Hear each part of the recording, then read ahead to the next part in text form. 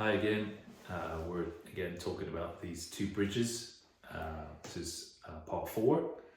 And Jesus talked in Matthew 7 about the wide or the broad gate that leads to destruction and the narrow gate which leads to life, which leads to entrance into the kingdom of heaven.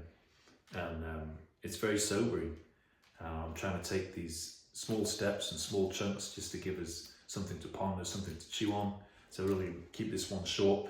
I'm going to go back to Isaiah 5 and read that passage of scripture. We had the one from the New Testament and focus in on this one from the Old Testament, from Isaiah 5 today. This is Isaiah 5 and verses 12 through 14.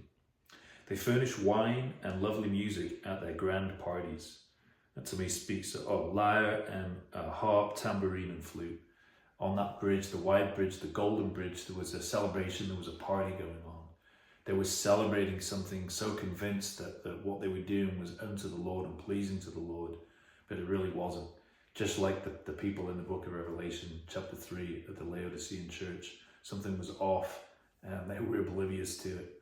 And I think that's God's mercy in not letting us get to that point, in warning us. It's his love for us that brings us to that place. So they were basically focused on the things of this world. They were carnal, they were fleshly, just like Mount Sinai. It's here in Deuteronomy 9. They were warned of this ahead of time and they did not heed the warning. Deuteronomy 9 verse 12 says, "Then the Lord said to me, get up, go down immediately, for the people you brought out of Egypt have corrupted themselves. How quickly they have turned away from the way I commanded them to live. They have melted gold and made an idol for themselves." And again here back in Isaiah 5, carry on in verse 12. So there's this great party going on, there's this worship going on, there's this celebration going on, everything looks good, but here's the but: they never think about the Lord or notice what he is doing. So my people will go into exile far away because they do not know me. Those who are great and honored will starve, and the common people will die of thirst. The grave is licking its lips in anticipation, opening its mouth wide. The great and the lowly and all the drunken mob will be swallowed up. And there the drunken mob, it was like on the wide bridge, the golden bridge, they were drunk on the things of this earth. They were drunk on gain, they were drunk on pleasure. The Laodicean church, the description they gave of themselves was, we're rich and wealthy and have need of nothing. Their focus was in ease and a pleasure. And it's interesting, in Deuteronomy 9 we read how the people made the golden calf and they made an idol unto themselves. But in Deuteronomy 8 we read, I think it's verse 16, it says, "He fed you with manna in the wilderness, of food unknown to your ancestors. He did this to humble you and test you for your own good."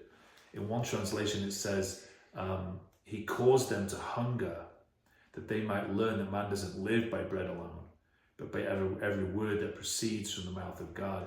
God was trying to get them to realize the futility, the insignificance, the temporal nature of the things of earth, in order for them to develop an appetite for the things of heaven.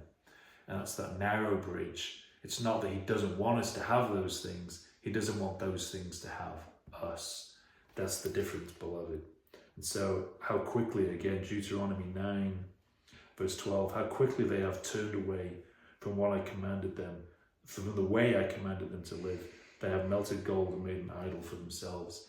And that desire for gain, especially in ministry, it can be to look good in front of people, to be better esteemed, it can be a title, a position, it can be the wealth, it can be the status that comes along with that it just ruined these people's hearts, and we're admonished that it shouldn't happen to us. So again, Isaiah 5, the drunken mob, they were drunk on the things of this earth.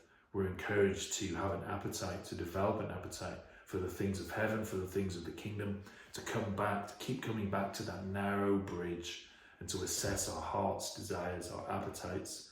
What are we doing? Where are we going? What is holding us back? What are we holding on to? And he's saying, will you embrace this path, Are you embracing that path? We need to examine ourselves, as we're told to in Hebrews. Are we still in the faith? What's the focus of our heart? What's the focus of our attention? Which path are we headed down? Thanks for considering this. God bless.